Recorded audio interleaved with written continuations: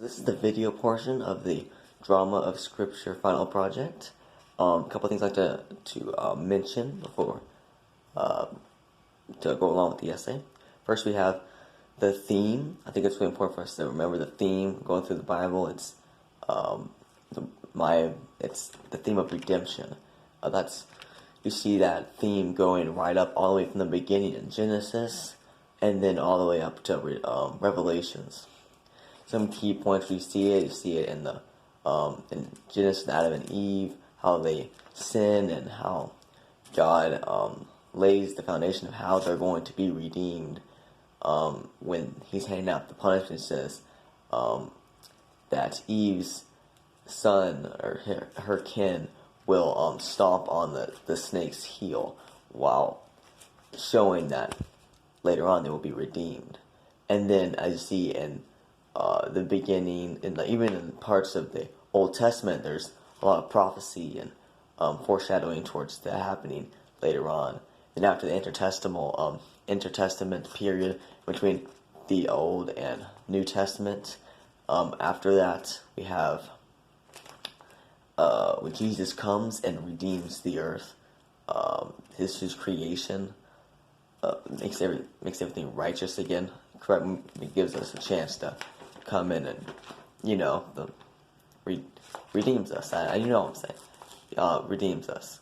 And then, following that, you get Revelations, where they finally wraps everything up and redeems the earth for good.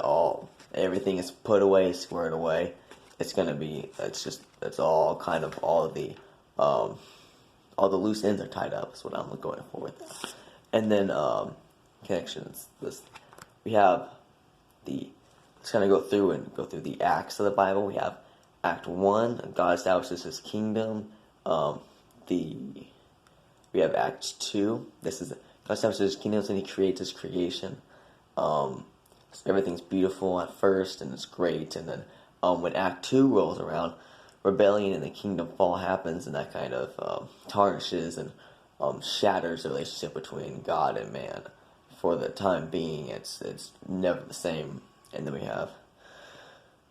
have Act 3, which is the king chooses Israel. This is where the scene, a people for the king. It shows God choosing Israel and going through and picking the covenant for them. And then, and by the way, in Act 2, it shows Cain and Abel. It's the first murder, and then shows the birth of humanity, which I thought we could have mentioned. I mentioned that up there.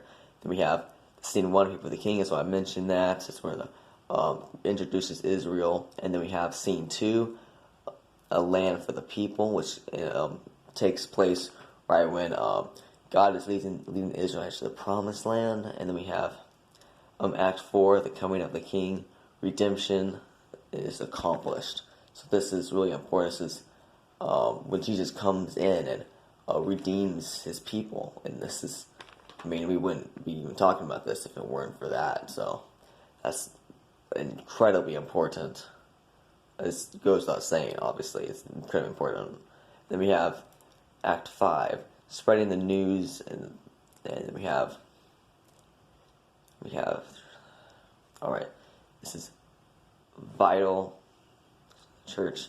Takes place after that, when the disciples are spreading the news to the people. Goes first and spreading the news to them into Rome, and then we have this basically spreads from them to Rome, then to this to everywhere. It's like wildfire throughout.